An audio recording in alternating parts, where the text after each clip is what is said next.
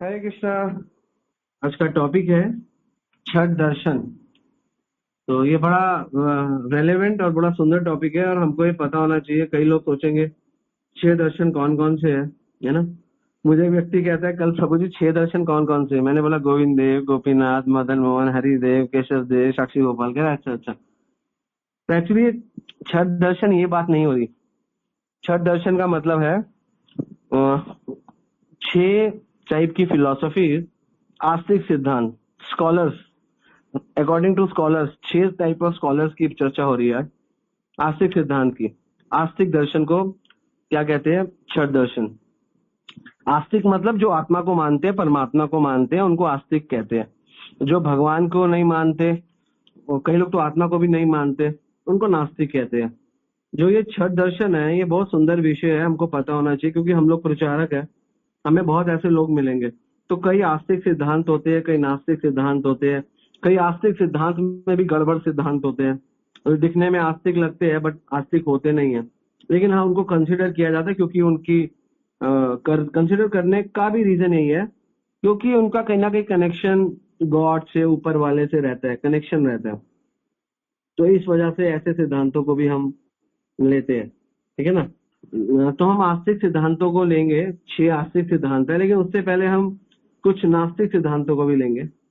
नास्तिक सिद्धांत मतलब या तो उनमें भगवान नहीं है, या तो आत्मा नहीं है। आत्मा है तो फिर भगवान नहीं है, आत्मा का क्या कनेक्शन है वो नहीं है।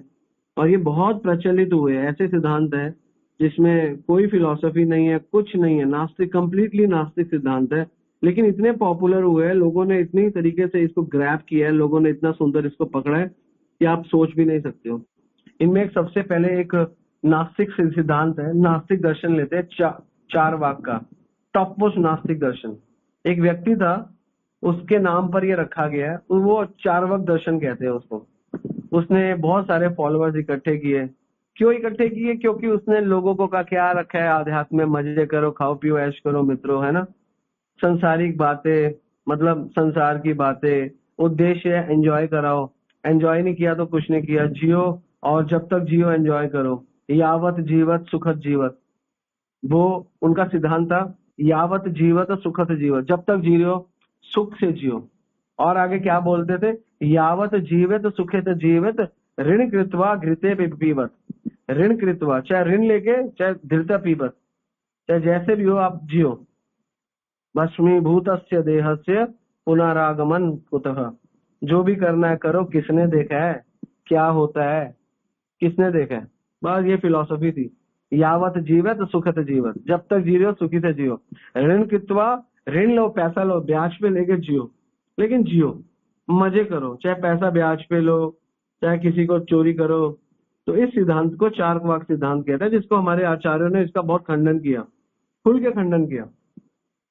जो भस्म हो गया उसका कभी पुनर्जन्म नहीं होता, ऐसा ऐसा बेकार की फिलॉसफी। आजकल के लोग देखा जाए तो ऐसे ही है। इसको आप मेटीरियलिस्टिक भी सिद्धांत कह सकते हो आज के टाइम का। ठीक है ना। लेकिन उस टाइम में इसको लोकाइकवाद कहते थे, लोकाइकवाद। ठीक है ना। आप इसको मेटेरियली कह लो। यवन और मलेज जो है आजकल, यवन मतलब मुस्लिम, मलेज मतलब अंग्रेज, ये लोग इसी सिद्धांत पे जीते। हैप्पी हैप्पी, मेटीरियली आपको हैप्पी रहना है, सिर्फ ऐश करो, है ना। आगे किसने देखा है? और जो आगे देखा है, जो कहते हैं 72 होने चाहिए, वो भी भोगी चाहिए, वो भी और कुछ नहीं है। इन ऐसे सिद्धांत से दो चीजें बढ़ती है, एक बढ़ता है सेक्स और एक बढ़ती है वायलेंस। और यही बढ़ रहा है, एक सेक्स बढ़ रहा है, एक वायलेंस बढ़ रही है। तो ये सिद्धांत, चार वाक सिद्धांत, ये बिल्कुल बेकार का सिद्धांत है, जिसको नास्तिक सिद्धांत कहा गया हमारे आचार्य में। इसके बाद एक आया अज्ञान दर्शन, स्टैकेटिज्म। ये कहते हैं जीवन का लक्ष्य, अज्ञान ही जीवन का लक्ष्य है। यू कैन नॉट अंडरस्टैंड, संशयवाद भी कहते हैं। आप भगवान जैसी चीज को समझ ही नहीं सकते, आप ये छोड़ दो। वो ज्ञान पे भी डाउट करते हैं, उस ये जो है संशयवाद। ये आप कोई भी बात करोगे, वो कहते हैं हर धर्म में, हर धर्म की क्रियाओं में संशय निकालते हैं। इसका जीता जागता उदाहरण है ओशो। ओशो पहले सनातन धर्म की बात करेगा, थोड़े टाइम बाद कहेगा सनातन धर्म में ये फॉल्ट है। फिर बुद्धिज्म पे आ जाएगा, कहेगा बुद्धिज्म में ये फॉल्ट है। फिर फाइनली कंक्लूजन निकालेगा, इस जगत में मजे लो। और ओशो का सिद्धांत सबको पता है कि सबसे ज्यादा तृप्त किस में होता है इंसान? सेक्स में। तो वो कहता है सेक्स को प्रमोट करो, कह रहा है अगर आप सेक्स को प्रमोट करोगे तो संसार में सारा गंद खत्म हो जाएगा, इसी के पीछे गंद है, इसको इतना ओपन कर दो, इतना ओपन कर दो कि इसकी भूख खत्म हो जाए, सब शांति हो जाएगी। तो उसका ये है, इसको कहते हैं स्पैकेटिज्म, ये अज्ञान दर्शन, संशयवाद, ये भी एक प्रकार का नास्तिक दर्शन है। फिर उसके बाद आता है मेटीरियलिस्टिक फिलोसफी, आजीविकावाद, जो हम लोग जीते हैं। यहाँ पर बड़ी बड़ी मशीनें बनाओ, बड़ा बड़ा काम करो, बड़े बड़े पैसे कमाओ, बड़े बड़े नौकर रखो, बड़ा करो, तो इसको मेटीरियलिस्टिक फिलोसफी है, इसको आजीविकावाद कहते हैं। अज्ञानवाद हो गया, आजीविकावाद हो गया, और आपका चारवाक हो गया, ये सारे सिद्धांत है, ये सारे नास्तिक सिद्धांत है। और एक और बड़ा नास्तिक सिद्धांत है जिसे कहते हैं बुद्धिज्म। ये बुद्धिज्म भी हमारे छठ दर्शन में नहीं आता। बुद्धिज्म इज अ कंप्लीटली नास्तिक दर्शन। इसकी फिलॉसफी को ओरिजिनली कहते हैं शून्यवाद और थेरावाद। अगर आप वहां पे जाओगे तो थेरावाद, थेरावाद इनकी फिलॉसफी है। ये भी ऑलमोस्ट ऑलमोस्ट आप कह लो ये टोटली जो है ये बेकार का है, इसका कोई सेंस नहीं है। ये किसी कारणवश बुद्धिज्म आया, बुद्धिज्म महात्मा बुद्ध आए, उनका एक ही कारण था। ये कारण था कि जब लोग क्या कर रहे थे, बुद्धिज्म को फैलाया किसने आपको शायद पता ना हो, लेकिन अशोक, अशोक एक मौर्य सल्तनत में, मौर्य डायनेस्टी में अशोक बहुत बड़े राजा हुए। अशोक ने इसको फैलाया, और अशोक ने क्यों फैलाया, क्योंकि इसका कारण था, वो हिंदू था, वो सनातन धर्म फॉलो करता था, ऐसा बात नहीं है। लेकिन ब्राह्मणवाद जो थे वो मूल संस्कृति नष्ट कर रहे थे और पाखंडवाद को बढ़ावा दे रहे थे। इससे अशोक को बहुत, जब कलिंगा वार अशोक जीत गया, कलिंगा वार के बाद बहुत लोग मरे, तो अशोक का मन एकदम से द्रवित हो गया कि इतने लोग मरते हैं, हम क्या फालतू की जमीनें लेते हैं। उनके मन में कलिंगा वॉर के बाद एक भावना आई, तो उन्होंने आध्यात्म का आश्रय लिया। लेकिन जैसे आध्यात्म का आश्रय लिया, आध्यात्म का आश्रय लेते उनको सारा पाखंड दिखा, ऐसा करो वो करो, क्योंकि अच्छी आत्मा तो थी, तो लेकिन उस समय उसको ये बुद्धिज्म को थोड़ा अच्छा लगा, वहां पे लोग लड़ते नहीं है, उनका सिद्धांत ही अलग है। बुद्धिज्म का जो प्रैक्टिस करने का तरीका है वो उनके कुछ अलग स्पिरिचुअल प्रिंसिपल है। वो कहते हैं अलूफ में रहो, है ना, aloof, humanity way of life है। ह्यूमैनिटी मतलब उनका मेन चीज था ह्यूमैनिटी, अच्छे काम करो। ऑल्सो उनका जो एक और था कि आप मेटीरियली जीने में कोई प्रॉब्लम नहीं है। वो कहते थे मेटीरियली जियो जितना आपने जीना है, लेकिन आप किसी को दुख मत पहुंचाओ। तो ये सब जो थे ऑलमोस्ट ऑलमोस्ट ये डिफरेंट डिफरेंट प्रैक्टिस थी, डिफरेंट डिफरेंट इनके वो थे। तो सेल्फ डेवलपमेंट और मॉरल रिस्पॉन्सिबिलिटीज, ये दो कारण की वजह से बुद्धिज्म को इतना प्रमोशन मिला।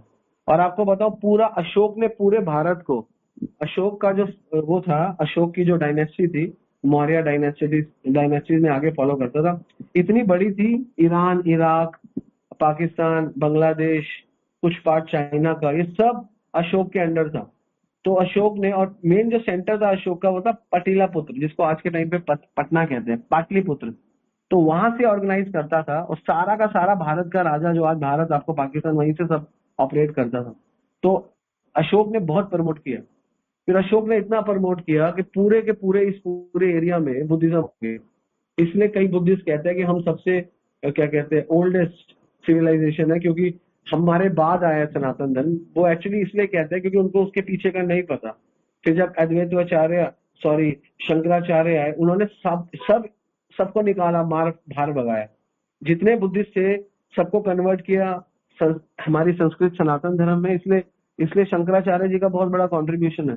लेकिन जो लोग कंट्रीब्यूट नहीं हो पाए उनको भारत की बाउंड्री से बाहर कर दिया। इसलिए आप भारत की बाउंड्रीज देख लो, चाइना, आपका आपका ये वियतनाम, म्यांमार, श्रीलंका, ये सब बुद्धिज्म हो गया, बिल्कुल बाहर निकाल दिया, भारत की बाउंड्री बनाई, और जो अंदर से इधर उधर से सबको बाहर भगा दिया, बोला बाहर भागो। तो इसलिए भारत तक तो सीमित रहा, लेकिन भारत की जो बाउंड्रीज थी, जैसे चाइना, श्रीलंका, म्यांमार, और ये आपका थोड़ा सा पार्ट नेपाल, थोड़ा सा पार्ट आपका ये अफगानिस्तान, अब ये पाकिस्तान, ये ईरान, यहाँ पे बुद्धिज्म बहुत फैला उसके बाद, ठीक है ना।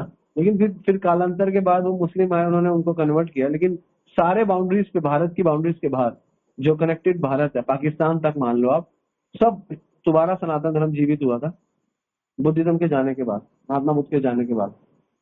तो एक प्रकार की ये जो फिलॉसफी है, ये भी कोई क्या कहते हैं, आस्तिक फिलोसफी नहीं है, इसको भी नास्तिक फिलोसफी में रखा गया।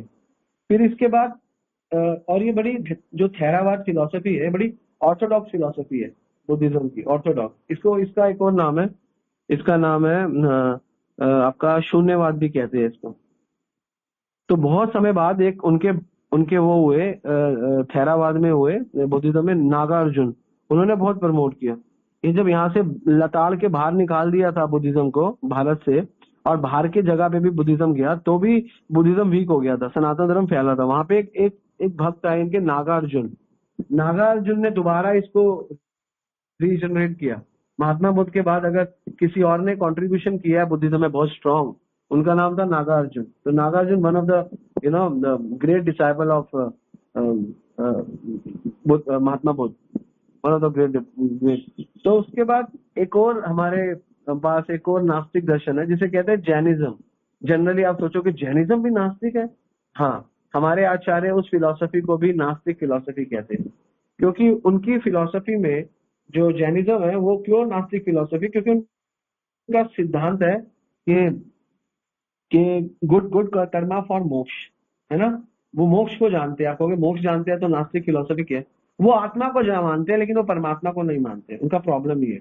वो कहते हैं उनमें दो दो कैटेगरी है, एक है दिगंबर और एक है श्वेतांबर। एक्चुअली ये सनातन धर्म से ही निकले हैं। इनके पहले तीर्थंकर थे, उनका नाम था क्या नाम है, ऋषभ देव। ऋषभ देव के बाद 23 तीर्थंकर अलग अलग हुए, लेकिन इनकी जो मेन शिक्षा थी वो कहीं ना कहीं खो गई।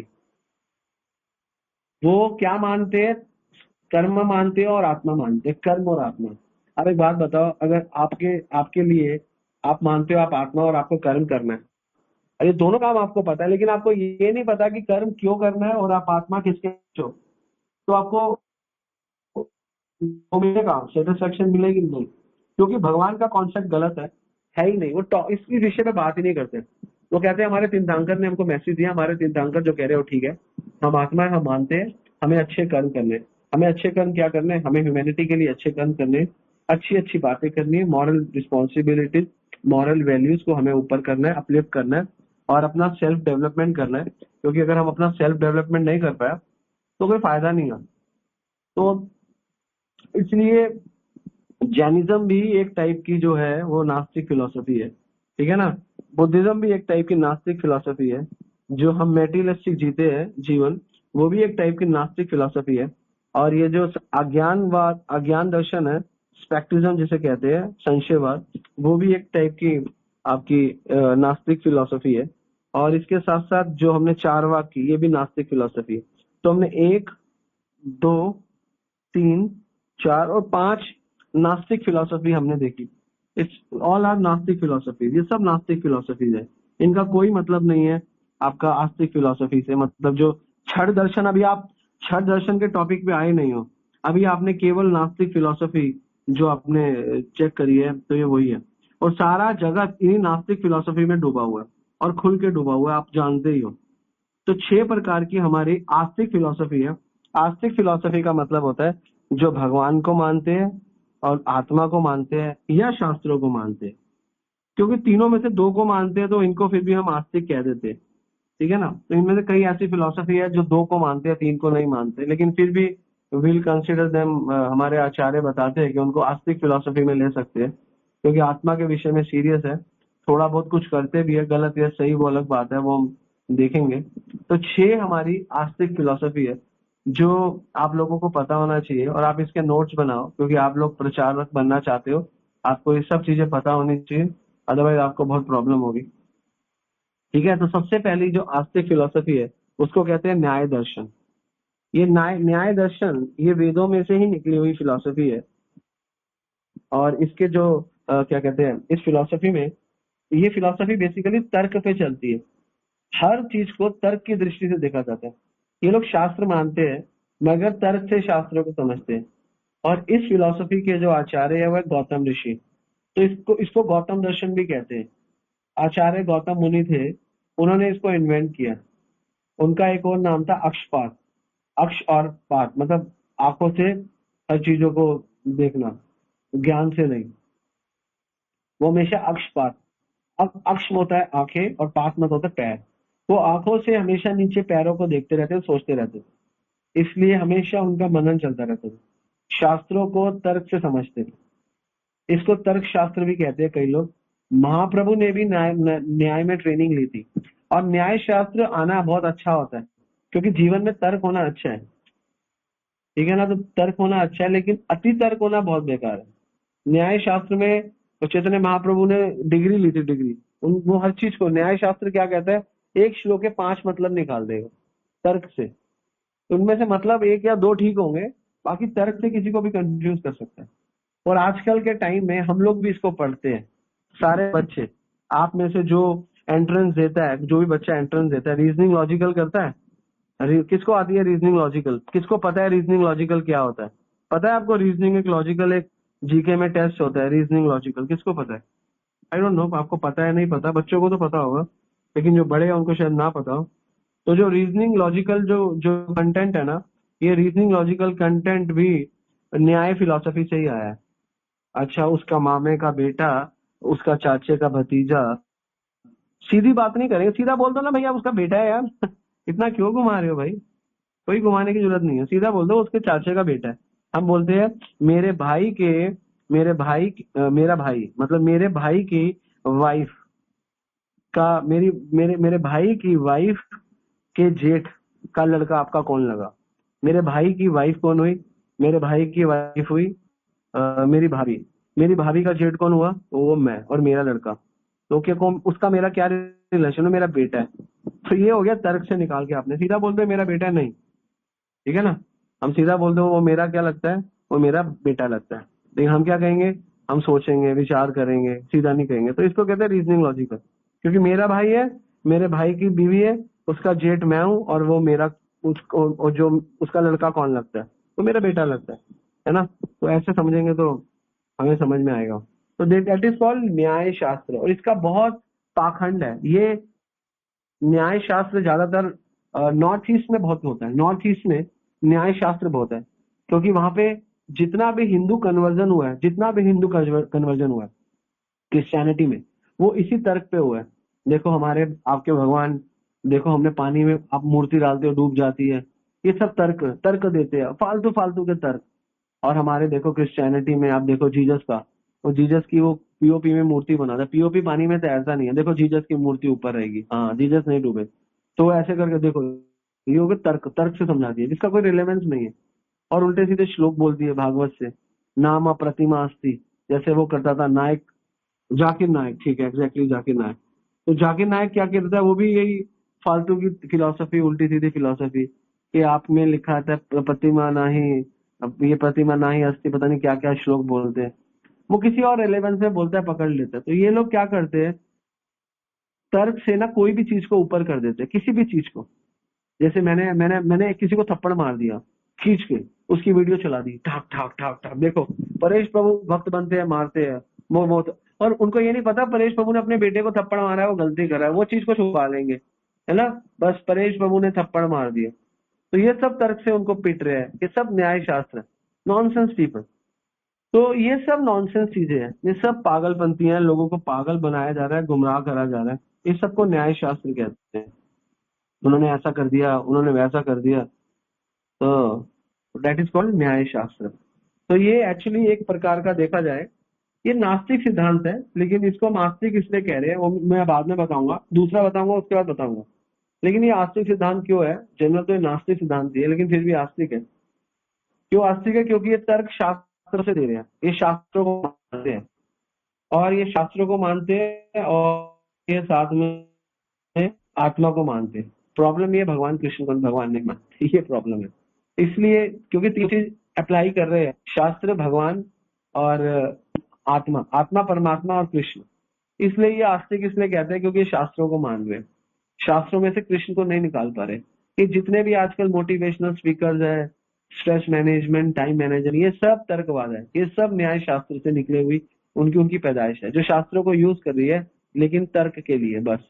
किसी को हम हरा दे, है ना, कई लोग होते हैं, मैं बताता हूँ इसको शास्त्रों से हराता हूँ मैं। भक्ति नहीं है एक्चुअली, तर्क बहुत अच्छा है। क्योंकि पढ़ने वाला जो कॉमर्स पढ़ रहा है, साइंस पढ़ रहा है, वो तो गीता भी पढ़ लेता है, उसके उसके पापा का क्या जा रहा है ना। उसको उसका क्या जा रहा है, वो तो पढ़ने वाला है, उसको पता है गीता की डिमांड है, गीता पढ़ लेते हैं। एक व्यक्ति मुझे कहता है, परसों मैं कुछ सामान लेने गया किसी जनरल स्टोर में, तो मुझे कहता है, मैं धोती में था, कह रहा है यार आप लोग बहुत अच्छे, आज के लिए भी मार्केट अच्छी चल रही है। मैंने बोला आप भी ज्वाइन करो ना इस मार्केट से, कह रहे नहीं नहीं बहुत लोग है ना। मैंने बोला बहुत अच्छी मार्केट है, आप ज्वाइन करो, ये मार्केट वंडरफुल मार्केट है, आपको इसका लेना चाहिए। कह रहा है हाँ मैं भी यही सोच रहा हूँ। मैंने कहा क्या किया हुआ है आपने, कह रहा है मैंने एमए इको अभी क्लियर किया है। तो उम्र तो ज्यादा लग रही थी, पता नहीं एमए इको कैसे किया, 27-28 साल का लग रहा था। तो मैंने बोला अच्छा, तो मैंने कहता मैं ये करता हूँ। मैंने कहा बिल्कुल करो, और गीता वीता में एक्सपर्ट हो। कहता ठीक है। कह रहा आपकी क्लासेस, मैंने कहा आप इस्कॉन आओ, हमारा एक उद्देश्य है, उसको ज्वाइन करो। कह रहा आप भक्ति की बातें करते हो ना इसमें। मैंने कहा हाँ। कह रहा मुझे भक्ति की बातें नहीं करनी, मुझे गीता भागवत से ये जो तर्क और ये सब कहना, ये जो लोगों को हम आंसर दे सके वो चाहिए। मैं समझ गया ये बिल्कुल न्याय शास्त्र का फॉलोअर है, और ये तर्कवादी है, इसको कुछ नहीं चाहिए, भक्ति भक्ति का गुण नहीं है इसमें। तो जो भगवान की भगवत गीता से भक्ति को ना निकाल के मैनेजमेंट निकाले, फालतू की चीजें निकाले, ये सब न्यायवादी होते। तो दूसरा सिद्धांत है वैशासिक दर्शन। ये कनाद मुनि ने दिया है, ये पहला गौतम ऋषि ने दिया है, कनाद मुनि ने। ये ऑलमोस्ट जैनिज्म की तरह है। जैसा जैनिज्म में है ना, एक एटम होता है, उस एटम से कर्म भी एटम है, और आत्मा भी एटम है, और सारे एक्शन जो हमारे हो रहे हैं वो एटम है। ये भी एक एटम को मानते हैं जैनिज्म की तरह। इन्होंने भी अपनी थ्योरी में जैनिज्म फॉलो कर रहे हैं, लेकिन थोड़ा फर्क है। ये शास्त्रों के आधार पर मानते हैं, मगर जैनिज्म अपने आप कर रहे हैं। सब कुछ विशेष है ना, एटम विशेष है, गुण विशेष है, सब कर्म अच्छे कर्म गंदे, सब एटम से हो रहा है, आप कुछ नहीं कर रहे। इस सिद्धांत का नाम अणुवाद भी है, क्योंकि एटम पे बेस्ड है ना। सब अपने आप होता है। भगवान ने भी सिर्फ एक एटम बना दिया, आगे भगवान का रोल खत्म, हम करेंगे जो करेंगे। इन जनरल दोनों सिद्धांत आस्तिक है, मगर वैष्णव के लिए दोनों सिद्धांत नास्तिक है, क्योंकि इनको भगवान से कोई लेना देना नहीं है। शास्त्रों को मानते हैं मगर भगवान को नहीं मानते। जो शास्त्रों में से मुझे निकाल लेता है, यो मामेव सम्मूढ़ जानति पुरुषोत्तम स सर्वविदम भजति माम सर्वभावेन भारत, भगवत गीता। जो शास्त्रों में जानकर मुझे निकाल लेता है अर्जुन, अगर आप if you can pull Krishna from shastra, अगर आप खींच रहे हो कृष्ण को शास्त्रों में से खींच रहे हो, तो आपको शास्त्र सही तरीके से समझ में आ रहे हैं। लेकिन अगर आप शास्त्रों में से भगवान को छोड़ के सारी फालतू चीज निकाल रहे हो, जैसे आयुर्वेद भी देखा, आयुर्वेद अच्छा है, लेकिन हम सोचते हैं अगर आप आयुर्वेद में फंस गए हो और कुछ नहीं निकाला तो वो भी बेकार है। ठीक है ना। तो शास्त्रों में से क्या निकालना है, भगवान को निकालना है। जो शास्त्रों में से भगवान को नहीं निकालता, वो यूजलेस है। तो इस सिद्धांत को कहते हैं, इसको कहते हैं वैशासिक दर्शन। शास्त्रों का जो लक्ष्य है वो भगवान है, उससे छूट जाते हैं। भगवान उसी भगवत गीता के 15वें अध्याय के 20वें श्लोक में बोलते हैं, इति गुह्यतम शास्त्रम इदम उक्तम मया नघ एतन् बुद्ध्वा बुद्धिमान स्यात् कृत्य कृत्य च भारत। कृत्य कृत्य च भारत, उसके सारे कार्य सारे प्रयत्न पूरे हो जाएंगे। किसके? इति गुह्यतम शास्त्रमिदम, जो शास्त्रों में से गुह्यतम अंश निकाल देगा। और गुह्यतम अंश अंश क्या है? गुह्यतम उक्तम मया नघ, मुझे निकाल देगा। एतद बुद्धवा, वो वास्तव में बुद्धवा बुद्धिमान स्यात्, वो वास्तव में बुद्धिमान है। कृत्य कृत्य च भारत, हे अर्जुन उसके सारे काम में हो जाएंगे। ये अब मैंने अर्जुन जो तुम्हें शास्त्र दिए है, गीता दी है, इसमें से अगर तुम मुझे निकाल देते हो, कोई इसे मुझसे समझता है, मेरे को अपना सब कुछ अर्पण करता है, मन मना भव मद भक्तो मध्य जिमाम नमस्करो, अगर मुझे करता है कुछ भी, तो उसके सारे प्रयास पूर्ण हो जाते हैं। कृत्य कृत्य च भारत, कितना सुंदर बता, कृत्य कृत्य च भारत इति गुह्यतम शास्त्रम इदम उक्त मया नघ एतद् बुद्ध्वा बुद्धिमान स्यात् कृत्य च भारत। कितना सुंदर है, सारे कार्य उसके पूरे हो जाएंगे। अगर आपने वेदों से शास्त्रों से पुराणों से भगवान को नहीं निकाला, जैसे वैशासिक वाले तर्क वाले, ये क्या न्याय शास्त्र, ये किसको निकालते हैं? तो ये फिलॉसफी, क्योंकि लोग गीता को ढंग से फॉलो नहीं करते। और इसके बाद तीसरा दर्शन आता है। पहला दर्शन कौन सा है? पहला दर्शन न्याय दर्शन। आपको याद है? नाम भूल गए? याद रखना। कौन से पहले दो दर्शन बताए थे, नाम बताओ, कोई 3 जने फटाफट लिखो। भूल गए ना? न्याय दर्शन, ठीक है। और दूसरा न्याय, बस बस दूसरा बताओ। हाँ, वैशाखी का दर्शन, doctor Vaishnav Thakur is wonderful. और तीसरा दर्शन है सांख्य दर्शन, ये कपिल मुनि ने दिया। ये वेदों को मानते हैं, बिल्कुल मानते हैं, तर्क नहीं करते, बिल्कुल तर्क नहीं करते, एनालाइज करते, तर्क नहीं करते, एनालाइज करते, संसार को एनालाइज करते, पृथ्वी है, जल है, अग्नि, वायु, आकाश, पंचभूत को मानते हैं, मन है, बुद्धि, अहंकार है, आत्मा को मानते हैं, संसार को मानते हैं, प्रकृति को मानते हैं, भगवान को मानते हैं। सांख्य दर्शन इनका, लेकिन एनालाइज करके बाद जो कंक्लूजन निकालते हैं कि आंख बंद करके बैठो और संसार को मन से निकाल दो, और उल्टे सीधे मंत्रों से उसको निकालने का प्रयास, मंत्र भी यूज करते हैं, समाधि तक खाली कर दो, सिर्फ आत्मा रहनी चाहिए, खाली कर दो। भगवान है लेकिन फोकस आत्मा पे, भगवान पे कोई फोकस नहीं है, आत्मा को मुक्त करना, आत्मा फंसी हुई है, भगवान पर ध्यान लगाओ, क्योंकि सारी सांख्य वस्तु उन्हीं की है, ये भी मानते हैं, ठीक है ना। उनको ध्यान के लिए यूज करो, मुक्ति के लिए भगवान को, वो भगवान को यूज करते हैं। उनकी फिलॉसफी है कि इस दर्शन को सत्य कार्यवाद कहते हैं, ठीक है ना। जैसे उसको कहते हैं अणुवाद, ठीक है ना। उसको उसको कहते हैं तर्कवाद, इसको कहते हैं सत्य कार्यवाद। मतलब भगवान ने सब कुछ बनाया है, भगवान ही सत्य है, आत्मा ही सत्य है, कार्य करो और सत्य कार्य करो, और संसार मन, हृदय से मन को निकालो, मन के अंदर गंदी इच्छाओं को निकालो। और भगवान इसकी गीता में सांख्य दर्शन की बात भी कर रहे हैं, इसमें कोई बहुत गलत नहीं है, और कपिल मुनि इसको प्रमोट कर रहे हैं, इट्स नॉट गलत नहीं है, लेकिन इसमें एक प्रॉब्लम है। इसमें प्रॉब्लम ये है, इसमें भगवान को यूज किया जा रहा है अपने सुख के लिए, अपने आध्यात्मिक सुख के लिए भगवान को यूज किया जा रहा है, सांख्य दर्शन। और सांख्य दर्शन के बाद है योग दर्शन। योग दर्शन और सांख्य दर्शन ऑलमोस्ट सेम है, इसमें कोई फर्क नहीं है, पतंजलि सिद्धांत है। बस इसमें थोड़ा सा क्या है, ये मोर प्रैक्टिकल है। जो सांख्य दर्शन है वो मोर थियोटिकल है, लेस प्रैक्टिकल है, और ये योग दर्शन है, ये मोर प्रैक्टिकल है और लेस थियोटिकल है। और also they are also using god for liberation, ये लोग भी भगवान को यूज कर रहे हैं लिबरेशन के लिए। इसको सांख्य दर्शन, सांख्य थ्योरी कहते हैं। योग को थोड़ा प्रैक्टिकल करते हैं, यम नियम आसन प्रत्याहार योग नियम आसन, प्राणायाम प्रत्याहार धारणा ध्यान समाधि, अष्टांग योग की पद्धति को फॉलो करते हैं।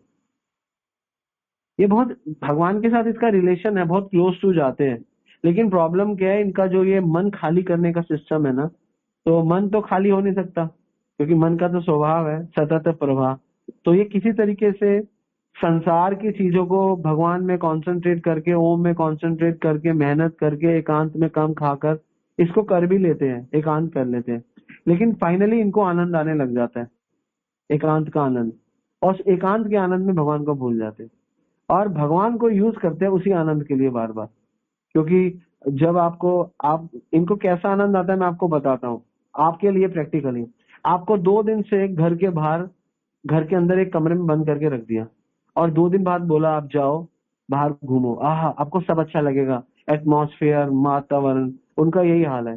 संसार से बाहर निकलते हैं टेंशनों से, अब कोई टेंशन नहीं है, ना बीवी की, ना बच्चे की, ना किसी की, बस शरीर अपना। और देखते हैं साधना करके शरीर फिट हो जाता है ना। साधना करके देखते हैं कि ऊर्जा फील होती है, एनर्जी बहुत अच्छी फील होती है, उनको लगता है वो चलते हैं, उनको थकावट नहीं होती, वो थोड़ा भागते हैं, उनको अच्छा लगता है, उनको बहुत अंदर से फील होने लगता है, बड़ा डिवाइन डिवाइन। तो वो सोचते हैं हमारा शरीर कितना स्वस्थ हो गया, हम कितने सुखी हो गए, तो वो इसी में खुश होने लग जाते हैं। और जब वो इसी में खुश होने लग जाते हैं, तो इस दर्शन को कहते हैं योग दर्शन। तो ये दर्शन का बहुत फायदा इसलिए नहीं है, फायदा क्यों नहीं है इसका, एक जो प्रॉब्लम है इस दर्शन में, प्रॉब्लम है क्योंकि भगवान का कनेक्शन नहीं है। भगवान को लिया जरूर आपने, लेकिन भगवान का कनेक्शन नहीं है। जैसे ध्रुव महाराज ने ओम नमो भगवते वासुदेवाय, ओम नमो भगवते वासुदेवाय, ओम नमो भगवते वासुदेवाय, उन्होंने भगवान को यूज किया, बहुत जबरदस्त यूज किया। जब भगवान सामने आ गए तो भगवान को, अंदर से भगवान गायब हो गए, तो घबरा गए, भगवान आप कहाँ पे हो, आप कहाँ पे हो, घबरा गए, आप नहीं हो यहाँ पे, आप नहीं हो। भगवान से मजे आ रहे थे, भगवान बाहर आ गए, बाहर आ गए, तो भी भगवान को देख के कुछ बोल नहीं रहे हैं, स्तुति नहीं कर रहे, क्योंकि योग दर्शन में थे ना। भगवान ने कहा तूने इतना अच्छा योग किया, तूने नारद जी जैसे गुरु को अपनाया, तूने मेरा मंत्र का जप किया। इमीडिएटली भगवान ने उसके सिर पे अपना शंख रख दिया। जैसे ही भगवान ने कृपा करी, तो एकदम से उन्होंने भगवान की ध्रुव स्तुति करी। तो इससे एक चीज समझ में आती है कि अगर जब तक हमारे ऊपर भगवान कृपा नहीं करेंगे, हम लोग कभी भी भगवान का गुणगान नहीं गा सकते। दैट इज अ फोर्थ दर्शन, इसका नाम है योग दर्शन। फिर पांचवा दर्शन है मीमांस, इसको पर मीमांस बोलते हैं, कोई इसको पूर्व मीमांस बोलता है, कोई दोनों ना बोल के मीमांस दर्शन बोलता है।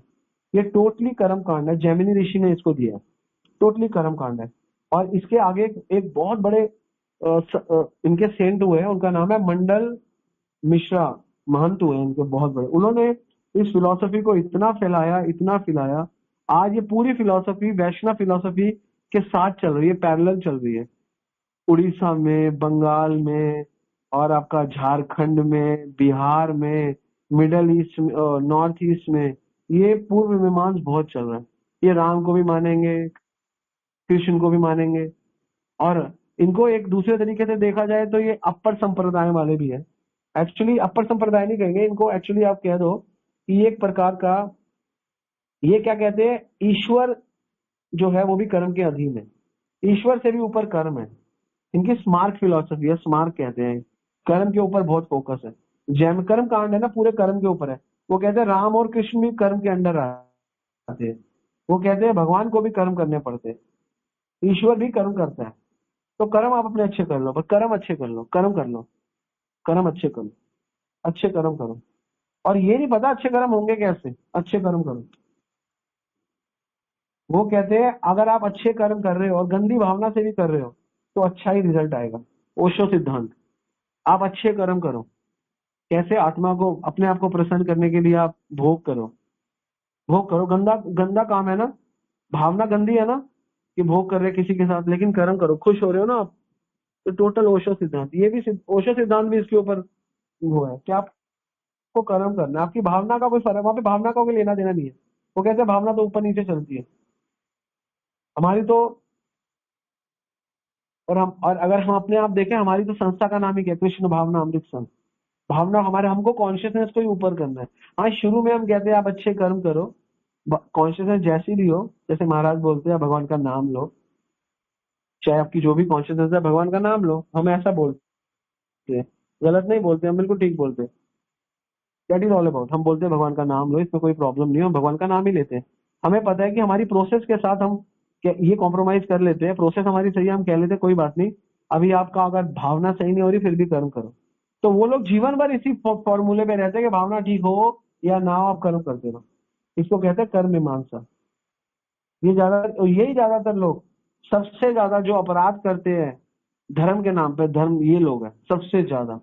क्योंकि हम लोग अपराध क्यों नहीं करते, हम लोग साथ में भगवान का नाम लेते हैं, गीता भागवत पढ़ते हैं, तो हमारा, हम गलत गलत तो इस जगत में सभी है, लेकिन ये कहते हैं गलत रहते हो रहे हो, अच्छे कर्म करते हो बस। प्याऊ बनवा दो, पंखे लगवा दो आश्रम में, और ठीक है।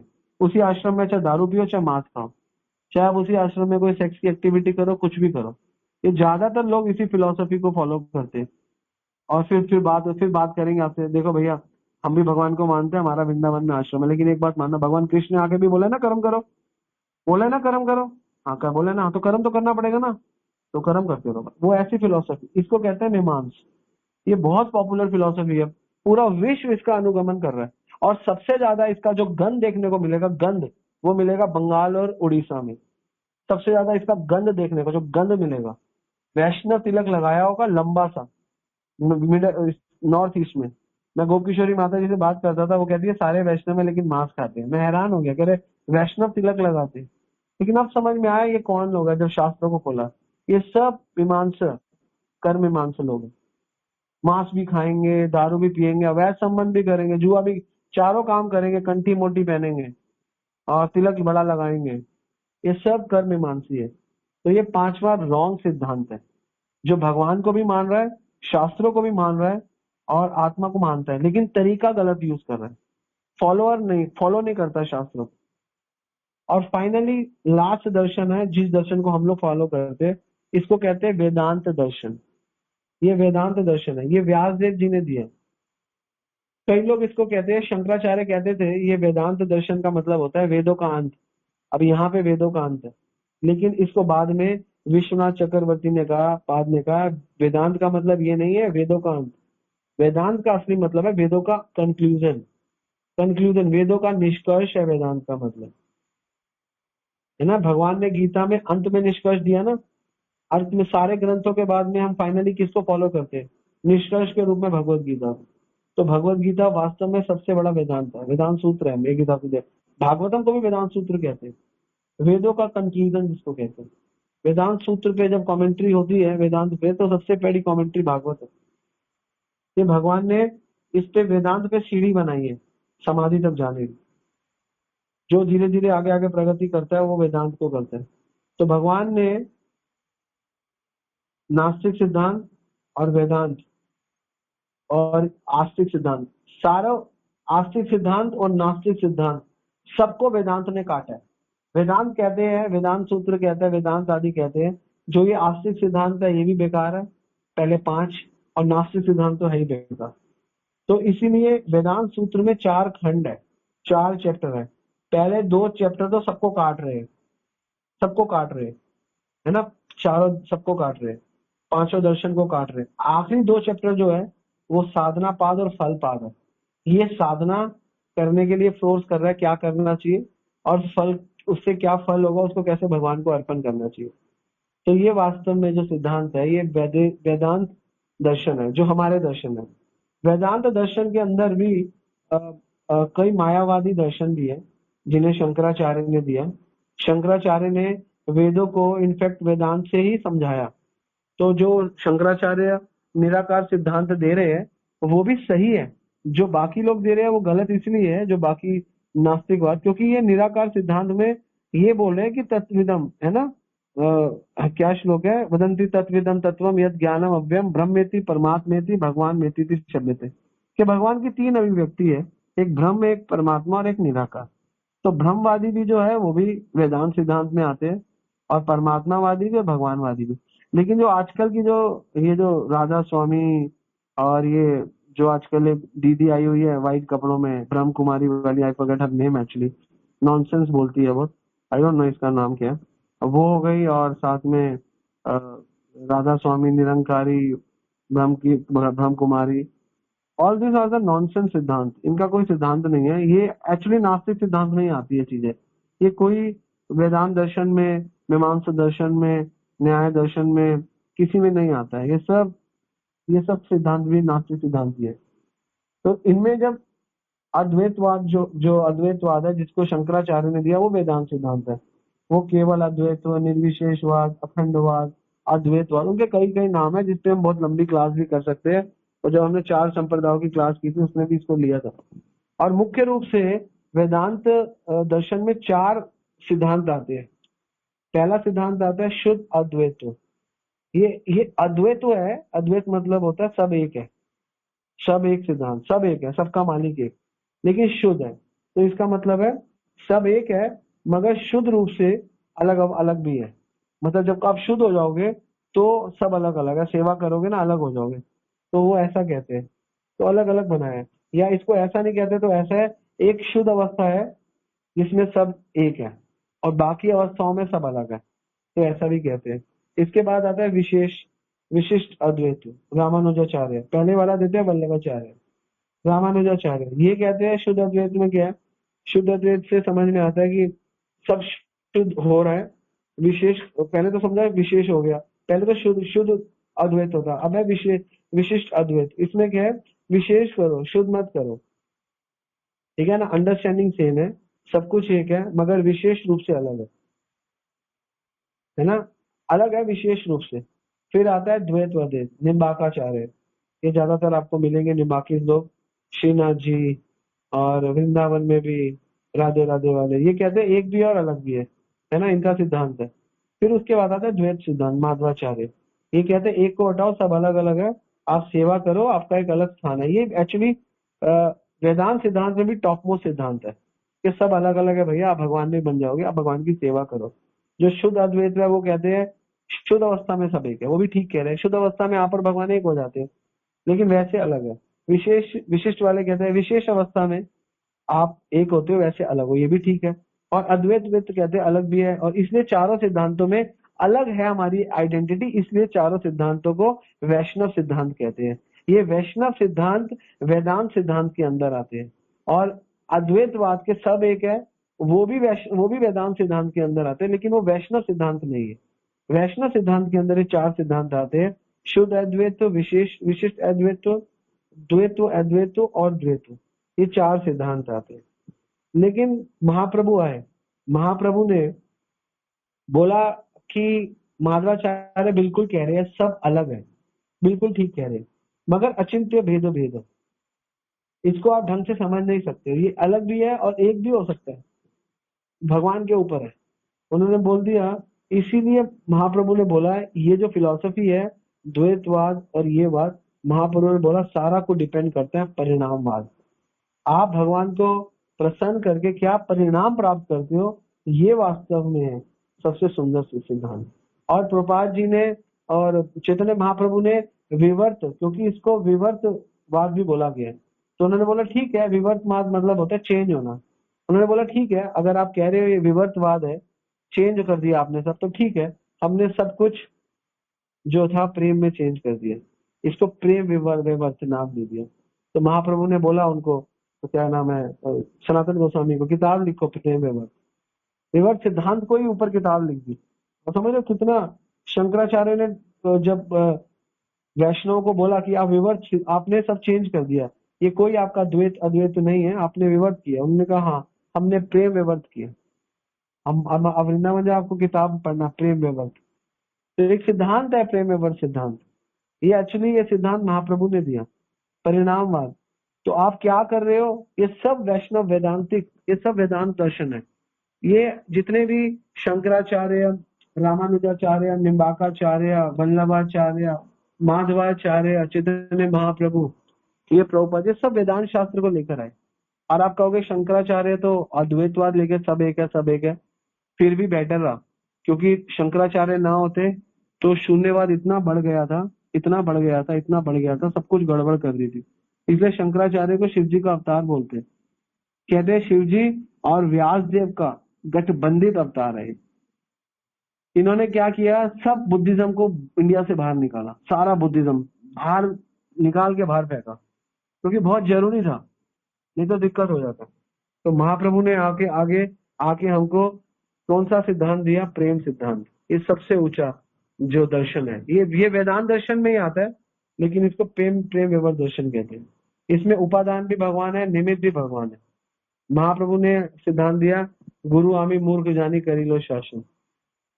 इन्हें श्री प्रभुपाद ने भागवतम के परपट में अलग अलग जगह मेंशन किया, इन सब के बारे में अलग अलग जगह, जहाँ पे आया मौका मिला वहां पे प्रभुपाद जी ने मेंशन किया। तो ये 6 जो दर्शन है, ये सारे दर्शन, अभी तो हमें वेदांत दर्शन पे और बोल सकते हैं, टाइम में देख रहा 9 बज गए, ये 2 दिन का सेशन था, हमने फटाफट एक दिन में लिया। बट हम लोगों को ये 5 दर्शनों से बचना चाहिए, पूर्व मीमांस दर्शन, और ये आपका योग दर्शन, सांख्य दर्शन, वैशासिक दर्शन, न्याय दर्शन, नास्तिक, कितने सारे नास्तिक दर्शन। इसमें आप समझ में आया कि हम आपको क्यों डांट मारते हैं, कई बार क्यों प्रचार नहीं करते, क्यों भगवान का नाम नहीं लेते, क्यों नहीं करते जो महाप्रभु ने बोला है। महाप्रभु ने आगे सबसे बेस्ट चीज दे दी आपको, कृष्ण वर्ण त्रिषा कृष्ण संग पंगस्त पार्षद यज्ञ संकीर्तन प्राय जजंती ही सुमेधसा। जो सुमेधसा लोग है वो इसको फॉलो करेंगे, जो मूर्ख लोग है इसको फॉलो नहीं करेंगे। तो ये 6 दर्शन मुख्य रूप से दर्शन है। आप एक्चुअली इनके ऊपर हम बहुत ज्यादा क्लास नहीं ले सकते, क्योंकि नहीं लेना चाहिए, क्योंकि आप लोग कंफ्यूज हो जाओगे, आप लोग कहोगे प्रभु इसके अंदर क्या, अंदर क्या। लेकिन आप समझो कि अब आप जब ऐसे समझोगे, इसको 2-3-4 बार सुनोगे इस रिकॉर्डिंग को, या मुझसे पर्सनली पूछोगे, तो आपको आप देख सकते हो, आपकी आंखें बड़ी मजबूत हो जाएंगी, आप सबको निकाल सकते हो। आपको पता चल जाएगा कि नास्तिक दर्शन में क्या कर रहे हैं, इनका क्या कल्याण है, ये क्या कर रहे हैं, और ये क्या है न्याय दर्शन। ज्यादातर लोग न्याय की बातें करते हैं, आपको बहुत लोग मिलेंगे ऐसे। तो कई लोग फिर आपको मीमांस दर्शन के मिलेंगे, भगवान को कर्म में देखो, भगवान ने भी कहा, आपको हर 5वां बंदा अपने पड़ोस में आप देखोगे वो यही बात कर रहा होगा, हर गली मोहल्ले में यही बात करते हैं। देखो भगवान भी कहते हैं जी, देखो कर्म करो जी, कर्म करो, है ना। आपको समझ में आ जाएगा मीमांस दर्शन की बात हो रही है, इनको कुछ नहीं आता, ये बस भगवान को भी कर्म में ला रहे। देखो अर्जुन भी भगवान को भी, देखो कर्म तो भगवान को भी करने पड़ते हैं ना, वो आपको ऐसा करेंगे। देखो कर्म तो कृष्ण को भी करने पड़ते हैं, कृष्ण राम जी ने भी आए कर्म किए, लेकिन उनको पता नहीं है वो कर्म में बंध के कर्म नहीं कर रहे, कर्म तो वो कर रहे हैं हमको सिखाने के लिए, लेकिन वो बंधे नहीं हुए, जिस दिन चाहे वो कर्म से निकल सकते हैं। और इसका जीता जागता एग्जाम्पल गीता में भगवान ने 3-4 बार दिखा दिया। महाभारत में अर्जुन को जब सूर्यास्त हो गया, है ना। तो और फिर दोबारा सूर्य कैसे पैदा कर दिया? तो भगवान कर्मों के अंदर होते तो कर्म कर्म हो रहे हैं ना, सृष्टि अपना कर्म करे, भगवान ने कर्मों को हटा दिया। कैसे भगवान ने अपने गुरु के बच्चे जो संदीपनी मुनि के बच्चा जो मर गया था बेटा, उनको पैदा कैसे कर दिए? कर्मों के हिसाब से मर गया था, पैदा कर दिया कृष्ण ने। तो कर्मों से ऊपर हुए ना, उसके कर्म जो भी थे भगवान ने ऊपर कर दिया। तो इसीलिए भगवान कर्मों में नहीं आते, मीमांस दर्शन रॉन्ग है। रामकृष्ण कर्म में कैसे आएंगे भाई? वो लीला कर रहे हैं, लीला में आएंगे, कर्मों में नहीं आएंगे। हाँ, उनकी लीलाओं में वो कर्म करते हैं ऐसा दिखता है, लेकिन वो कर्म में बंधते नहीं है। भगवान भगवत गीता में बोलते हैं, वो श्लोक में बहुत बोलता है, न च कर्माणि बध्यति, मुझे कोई बांध नहीं सकता। श्लोक देखना कौन से न कर्माणि बध्यति, ऐसे ही करके वंडरफुल श्लोक है भगवत गीता। भगवान कहते हैं मैं किसी कर्म में नहीं बनता भैया, मुझे कोई बांध नहीं सकता। और चैप्टर नंबर 4 का 14 देखो क्या कह रहे हैं भगवान कृष्ण। न माम कर्मणि कर्माणि लिप्यन्ति, न मे कर्म फले स्पृहा, इति माम यो अभिजानाति कर्म भिन्न न बध्यते। मुझ पर किसी कर्म का प्रभाव नहीं पड़ता, ना मैं किसी कर्म फल की कामना करता हूँ। जो मेरे संबंध में इस तत्व को जानता है, इस सत्य को जानता है, वो भी कर्मों के पास से बाहर निकल जाता है। केवल इतना जानने से, न माम कर्माणि लिप्यन्ति, न मैं कर्म फले स्पृहा, स्पृहा मतलब इच्छा नहीं करता मैं फालतू कर्मों की।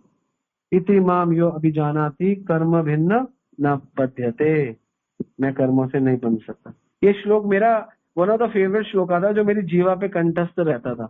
मैंने लास्ट ईयर पूरी जन्माष्टमी में ये श्लोक बोला, लेकिन अब देखो थोड़ा सा हम दूर होते हैं तो हमारी स्मृति ऐसी हो जाती है, हम भूल जाते हैं। ठीक है ना। तो न माम कर्माणि लिप्यन्ति, न मे कर्म फले स्पृहा, इति माम यो अभिजानाति कर्म भिन्न न बध्यते। ये श्लोक सबको याद होना चाहिए। दिस इज अ श्लोक आपको कृष्णा को ऊपर कर देगा, आपको ऊपर कर देगा। भगवान कहते हैं मैं किसी कर्म में नहीं बनता। तो ये एक श्लोक पूरे मीमांस सिद्धांत को काट सकता है, पूरे आस्तिक दर्शन को एक श्लोक काट सकता है। मैं 5 श्लोकों से बताता हूँ, 5 सिद्धांत कट जाएंगे। न्याय शास्त्र कट जाएगा, वैशासिक कट जाएगा, मीमांस कट जाएगा, ये कट जाएगा, योग दर्शन, सांख्य दर्शन सब कट जाएंगे। सांख्य दर्शन तो वैसे ही काट सकते हो, भगवान गीता में बोल ही रहे, सुलभ पार्थ, कितना सुंदर भगवान बोल रहे हैं, मुझे प्राप्त करना बहुत सुलभ है। क्यों इतने चक्रों में पड़ता है? इतने चक्रों में पड़ता है, कोई फायदा नहीं है। मैं बहुत सुलभ हूँ अर्जुन, मेरे को सुलभ तरीके से प्राप्त कर, क्यों इतनी मेहनत करता है? सुलभ तरीका भक्ति का, श्रद्धावान लभते ज्ञानम तस्य हम सुलभ पार्थ। भगवान कहते हैं बहुत सुंदर तरीके से मुझे कर सकता हूँ। भगवान बोल रहे हैं तस्य हम सुलभ पार्थ नित्य युक्त योगिना। इसका पहली लाइन क्या है, मैंने चेक करना। तस्य हम सुलभ पार्थ नित्य युक्त योगिना। आई डोंट नो इसका श्लोक 8वें अध्याय में है, 8:14 है, एक मिनट। हाँ हाँ, पहली लाइन है, अनन्य चेतता सततम यो माम सुनति निश्चया तस्य हम सुलभ पार्थ नित्य युक्त योगिना। तो भगवान कहते हैं इसको, इसी सिद्धांत से आप पूरा सांख्य दर्शन योग दर्शन काट सकते हैं कि अनन्य भक्ति करने से मैं सुलभ पार्थ नित्य युक्त योगी नहीं। योगी लोग भी नहीं समझ पाते मेरी असली वास्तव में योगी, योगी वही है जो ऐसे करता है। क्लियर काट दिया कृष्णा ने। 5 श्लोकों से पूरे दर्शन काट सकते हैं, ज्यादा श्लोक भी नहीं चाहिए गीता में। एनीवे, क्लास बहुत लंबी हो गई क्योंकि टॉपिक बहुत वास्ट था। सॉरी मैंने 10 मिनट फालतू लिया, इसके लिए आई रियली अपोलोजाइज, मुझे क्षमा कीजिए बिकॉज मैंने ज्यादा समय लिया, बट टॉपिक थोड़ा बड़ा था और कंटेंट, और थोड़ा लेट भी शुरू हुआ आज। ठीक है, तो किसी का कोई प्रश्न है या कोई कुछ ऐड करना चाहे तो मोस्ट वेलकम। हरे कृष्णा। हरे कृष्णा प्रभु जी, दंडवत प्रणाम। प्रभु जी बहुत सुंदर आपने आज चीजों को एक्सप्लेन करा। प्रभु जी एक बार हमने बुक डिस्ट्रीब्यूशन कर रहे थे, तो एक प्रभु जी आए और उन्होंने ज्यादा रेड लाइट थी तो ज्यादा टाइम तो मिला नहीं, लेकिन उन्होंने बोला कि आप ये सब तो कर रहे हो, ठीक है, अद्वैतवाद दर्शन क्या होता है? तो मैंने उसे ये तो बता दिया कि अद्वैतवाद मतलब कि मैं और परमात्मा एक ही है ना। फिर द्वैतवाद उसने पूछा, तो बोला तुम्हारा दर्शन क्या? तो मैंने बोला चिंत्य भेदा भेद दर्शन ना। तो उसने बोला कि किस श्लोक से या फिर किस उससे तुम इस दर्शन को मतलब नहीं, एकदम हमारा दर्शन तो वेदांत दर्शन ही है। वेदांत दर्शन के अंदर हम जिस फिलॉसफी को फॉलो करते हैं वो चिंत्य भेदाभेद फिलॉसफी है। हमारा दर्शन अचिंत्य भेद दर्शन 6 ही है, ठीक है ना। दर्शन 7वां नहीं क्रिएट करते। हाँ, उस फिलॉसफी को भी दर्शन कहते हैं, लेकिन आप उसको ऐसा बोलोगे ना तो उसको समझ में आएगा कि हमारा दर्शन तो वेदांत दर्शन है। लेकिन वेदांत दर्शन के अंदर हम अचिंत्य भेदा भेद तत्व फिलोसफी को फॉलो करते हैं, ठीक है ना। हरे कृष्णा प्रभु जी धन्यवाद। हाँ जी प्रभु जी, तो वेदांत से मतलब कैसे इस फिलोसफी को हम जस्टिफाई कर सकते हैं, वो जनरली ये पूछना चाह रहे थे। दर्शन, वेदांत दर्शन वो दर्शन है जो वेदों का कंक्लूजन देते हैं, वो दर्शन को वेदांत दर्शन कहते हैं, जिसमें भगवान भी है, वेद भी है, और निष्कर्ष भक्ति निकाल के कि भगवान को प्राप्त करना योग के माध्यम से। मीमांस में कर्म के माध्यम से भगवान को बांधना और कर्म के माध्यम से आगे बढ़ना। बाकी जो सांख्य दर्शन है वो योग के माध्यम से पद्धति को फॉलो करना। पहले दो दर्शन तो ऑलमोस्ट नास्तिक दर्शन ही है, जिसमें शास्त्र है, भगवान है ही नहीं, क्योंकि न्याय शास्त्र में गौतम ऋषि शास्त्रों को मानते हैं, भगवान को नहीं मानते। फिर आगे वाले में वैशेषिक दर्शन में भी यही करते हैं, तो उसमें भी भगवान को नहीं मानते, शास्त्रों को मानते हैं, ठीक है ना। जैनिज्म की तरह मैंने बताया था। तो मेरा वेदांत दर्शन है हमारा। आज की क्लास थोड़ा सा मैंने इसलिए ले लिया कि आप लोग थोड़ा सा रिफ्रेश रहो, थोड़ा सा सीखो, थोड़ा सा आगे बढ़ो। ये थोड़ा बहुत नॉलेज आपको होना चाहिए, ज्यादा जरूरत नहीं है क्योंकि आप लोग कम नॉनसेंस लोगों के सामने आते हो, बट आप लोगों को पता होना चाहिए, अंडरस्टैंडिंग के लिए, ठीक है। ये क्वेश्चन आया आनंद विलासिनी माता जी का। प्रभु जी धन्यवाद प्रणाम। राधा वल्लभाचार्य भी वैष्णव सिद्धांत है। एक्चुअली ये पद्धति वैष्णव लेते हैं। ये एक्चुअली राधा वल्लभ संप्रदाय जो है, ये हित अमरीश है ना, क्या नाम है, हित संप्रदाय, वो वैष्णवी थे, वो उनके गुरु गोपाल भट्टी थे। लेकिन आगे वैष्णव संप्रदायों में ये अपनी फिलोसफी ऐड कर देते हैं। ये है तो वेदांत दर्शन नहीं, लेकिन वेदांत दर्शन में अपनी बातें ऐड कर रहे हैं, एज इट इज फॉलो नहीं कर रहे, ठीक है ना। जो घर में आप पूजा पद्धति फॉलो करते हो, देवी की पूजा करते हो, ये सब भी वेदांत दर्शन के अंदर ही है। ये भी कोई ऐसा नहीं है कि आप दुर्गा का व्रत रख रहे हो, और ये भी आपका वेदांत दर्शन में ही है। लेकिन ये जो राधा स्वामी, निरंकारी, ये जो माता जी आती है व्हाइट सूट में, साड़ी में, मुझे पता नहीं उस माता जी को देख के बहुत एलर्जी होती है। आई डोंट नो व्हाई, पता नहीं उसको देख के मुझे क्या लगता है कि इसको इतनी बेकार बात बोलती है और लोग इतने फॉलो करते हैं, nonsense people. I don't know why, I don't. लेकिन मुझे बहुत उससे एलर्जी है क्योंकि वो बहुत गलत बोलती है। भगवान को तो गायब भी करती है। There is no one in the picture, ठीक है ना, कोई भी नहीं है पिक्चर में, दैट इज द प्रॉब्लम।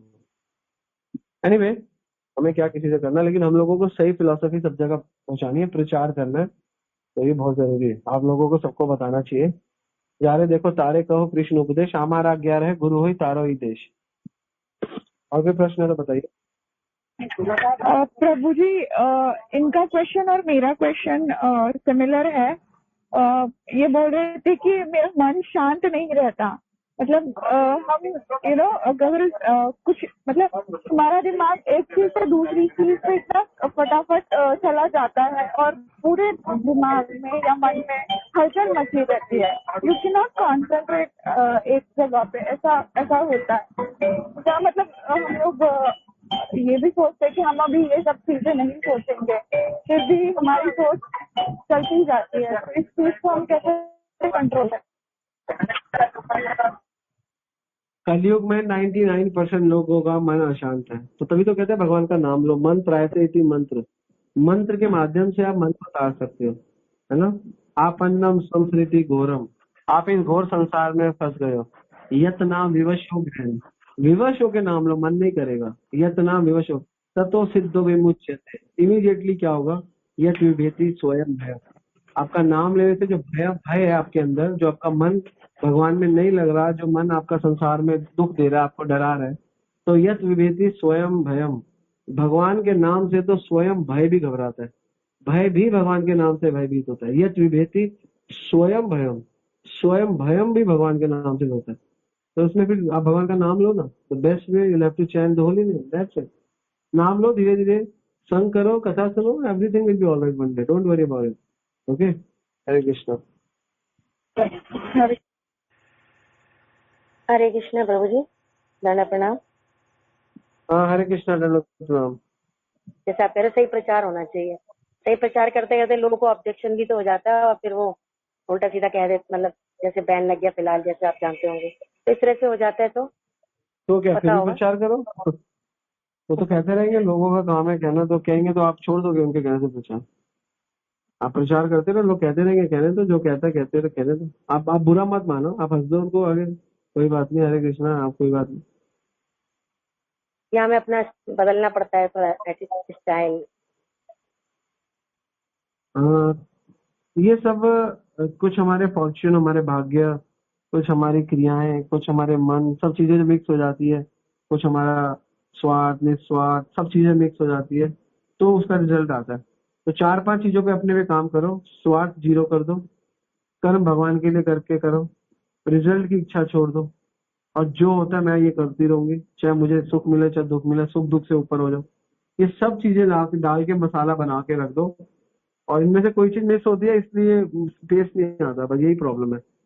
बस ये सब चीजें जो प्रॉपर मात्रा में डालोगे तो कोई इग्नोर करेगा तो फर्क नहीं पड़ेगा, किसको इग्नोर कर रहे हैं।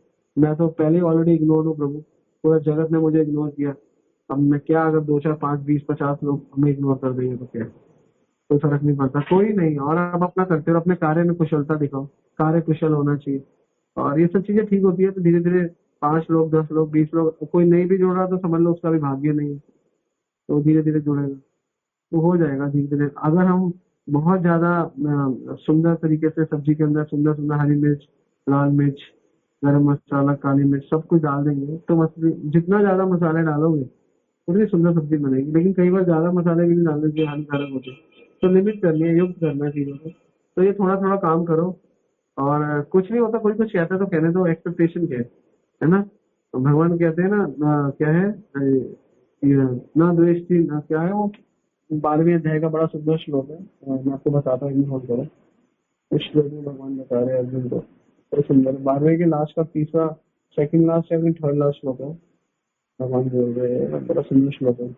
यो न हश्यन्ति न द्वेष्टि न शोचति न कांक्षति शुभाशुभ परित्यागी भक्ति माम में समे प्रियः।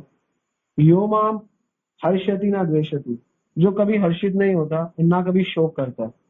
आप ना ज्यादा हंसो ना ज्यादा शोक करो, ना जो ज्यादा पछताता है, ना सोचे दिन ऐसा तैसा, ना आकांक्षा, ना ज्यादा इच्छा रखता है। परित्यागी, जो शुभ अशुभ दोनों से बाहर निकल आते हैं, दोनों वस्तुओं का परित्याग कर देता है, ऐसा भक्त मुझे अति प्रिय है। 12वां अध्याय 7वां श्लोक, इसको 4 बार पढ़ लो। इसके तात्पर्य प्रभुपाद जी बोलते हैं, शुद्ध भक्त भौतिक लाभ से ना तो हर्षित होता है ना दुखी होता है, वह पुत्र या शिष्य की प्राप्ति रहता है, ना ही उसके मिलने पर दुखी होता है ना खोने पर सुखी होता है। वह अपनी किसी प्रिय वस्तु के खो जाने पर उसके लिए पछतावा नहीं करता।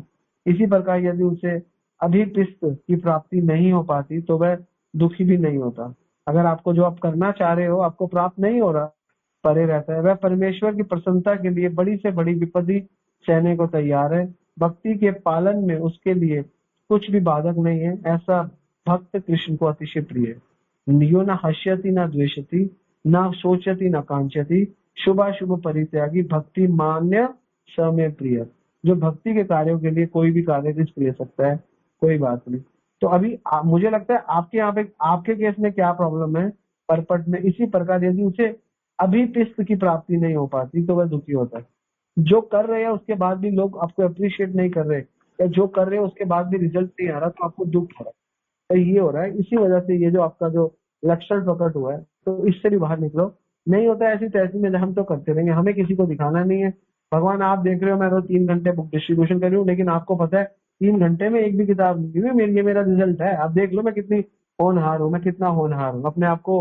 लेकिन मैंने 3 घंटे घड़ी के हिसाब से दिए, मुझे नहीं पता क्या किया मैंने, एक भी नहीं कर पाई। मैं 20 लोगों के पास गई या मैं 20 लोगों के पास गया, एक भी बुक डिस्ट्रीब्यूट नहीं हुई, खत्म बात। मैं उस माता जी के घर गए, उन्होंने मुझे गालियां भी दी, मैं फिर भी करके आई, मुझे कोई फर्क नहीं पड़ता। तो ये वाला श्लोक याद कर लो, रोज इस श्लोक को पढ़ो। सारे लोग जो प्रचार कर रहे हैं आपको मोटिवेशन मिलेगा, कृष्ण आपको मोटिवेट कर रहे हैं श्लोक के माध्यम से। Don't worry. आप जो टास्क लेकर बैठे हो ना, आप जो टास्क लेकर बैठे हो ना, ये जो टास्क है ना, इस टास्क में जूते ही पड़ने हैं ज्यादा, और 2 4 माला मिलेंगी बाद में। जब बहुत जूते खाओगे ना फिर 4 5 माला मिलती है। तो अभी पता नहीं कितने समय वो जूते खाने पड़े, बाद में माला मिले, लेकिन ये ऐसे चलता है। मुझे याद है, एक्चुअली क्या तो मैंने मैं अपना बताऊं, मैंने 1 साल प्रीचिंग करी, ये लगभग 8 9 महीने 10 महीने मैंने बुराड़ी में प्रीचिंग करी। और 9-10 महीने प्रीचिंग करने के बाद एक भी भक्त नहीं जुड़ा वहां पे। मैंने 1.5 साल नांगलोई में प्रीचिंग करी। नांगलोई में प्रीचिंग करने से एक ही लड़की जुड़ी, वो अब हमारे साथ है नहीं, उसने दीक्षा ली महाराज से, लेकिन वो रोहिणी टेम्पल से जुड़ी है, बहुत कम मिलती है, मधु गोपी बस। ये 2.5-3 साल में एक भक्त बना मुझसे, 2.5-3 साल में केवल। लेकिन मैं लगा रहा, मैंने कहा कोई नहीं, 3 साल में एक भक्त को मैं कर। लेकिन एक चीज मुझे मिली, मुझे लोगों से अनुभव मिला, मुझे गीता याद हो गई, मुझे भागवत समझ में आ गई। फिर जब ये समय बीत गया और मैंने ना ना ना कांक्षति ना हर्षति, तो उसके बाद शुभ परित्यागी, तो ऐसा करना चाहिए हमको। तो भगवान कहते हैं सेव भक्त प्रिय, तो उसके प्रिय बनेंगे। लेकिन आप अभी करते रहो, अभी बहुत जूते पड़ेंगे 1-2 साल और, उसके बाद ठीक हो जाए अपने आप, आपका सब सेटिंग हो जाएगा। कृष्णा जान के समय देते हैं। एक चीज तो आपको मिल ही रही है ना इन सब में, वो मिल रहा है अनुभव। और अनुभव मिलना इतना बड़ा काम है, आपको पता है, अनुभव मिलना बहुत बड़ा काम है। और ऑब्वियसली जो व्यक्ति धक्के नहीं खाएगा ना, उसको बिना धक्कों के मिलेगा ना, तो उसको एक तो कदर भी नहीं रहेगी। लेकिन मैं आपके लिए नहीं कह रहा, क्योंकि आप तो बहुत मेहनत करते हो, मुझे पता है आप बहुत, एंड तो मेरे को लगता है माताओं में आप, you are the one of the best mata in my site, जो प्रचार के लिए मेहनत कर रही है और लगी रहती है बेचारी, जब देखो कोशिश करती रहती है। लेकिन I am talking about others, आपके लिए नहीं कह रहा हूँ। जो व्यक्ति पकेगा नहीं ना, कृष्णा उसको देंगे नहीं। भक्ति में तो ऐसा है, बाकी जगह तो मिल जाता है बिना पके भी भाग्य से। प्रचार भाग्य से नहीं मिलेगा, प्रचार करना पड़ेगा। प्रचार कृष्णा भाग्य से नहीं देंगे। हाँ, पिछले जन्म में बहुत करा, इस जन्म में शुरू में दे दे, that is a different thing. आपको लगेगा इसने तो कुछ किया नहीं, लेकिन अब पिछले जन्म में पका हुआ है। ठीक है ना, जैसे भक्तों के यहाँ पे बच्चे हो जाते हैं, शुरू से प्याज लहसुन नहीं खाते, मांसाहार नहीं करते, कुछ नहीं करते बचपन से, तो उनका पिछला पका हुआ है। उसी प्रकार हो सकता है। लेकिन बिना पके हुए आप सोचते हो आपको भगवान मिल जाएंगे, ऐसा नहीं है। पकना पड़ेगा, बाल सफेद करने पड़ेंगे, माथा दर्द होगा, गीता याद करनी पड़ेगी, समझनी पड़ेगी, समझानी पड़ेगी, अप्लाई करनी पड़ेगी, सब कुछ करना पड़ेगा, भागवत समझनी पड़ेगी, समझानी पड़ेगी। लेकिन आप सोचो कि हाँ थोड़ा थोड़ा हो जाएगा, मैं भी करता हूँ प्रभु, मैं भी, ऐसे नहीं, थोड़ा थोड़ा ही होगा, ज्यादा से ज्यादा होगा। इसलिए आपका समय नोट कर रहे हैं कृष्णा, कितने घंटे ऐसी तैसी करिए, तो आप जितना समय ऐसी तैसी कर रहे हो वही आपका अनुभव बन रहा है, और कृष्णा नोट कर रहे हैं। फिर सबकी कैलकुलेशन मैं आपको बताता हूँ। शुरू में मैंने प्रचार किया, मैं अपने एक्सपीरियंस से बताता हूँ। मुझे नॉलेज कम थी, तो ऑब्वियसली कम होती है। मैंने कई भक्तों को किया, और उन भक्तों ने जाके किसी और महाराज से दीक्षा ले ली।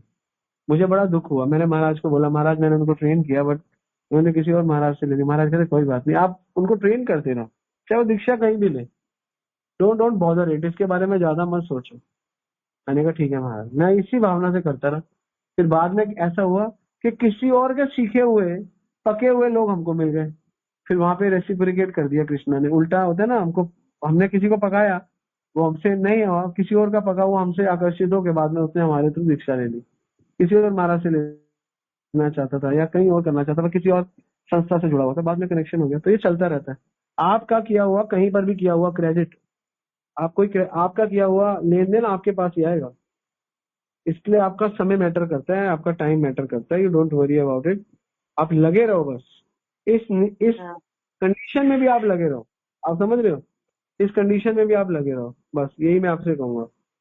जैसे भी है, हरे जाए कृष्णा विधि प्रभु राके जी। राम, खाए विधि। कोई प्रश्न है तो वाइंड अप करते हैं, ठीक है साधु। हरे कृष्णा प्रभु जी, दोनों प्रणाम। यस प्रभु जी, अगर किसी का कोई प्रश्न तो मैं विराम दे सकता हूँ प्रभु जी।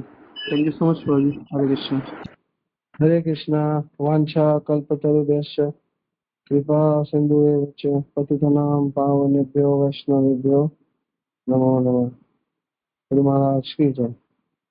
सब भक्तवृंद की जय। निताई गौर प्रेमानंद हरि हरि।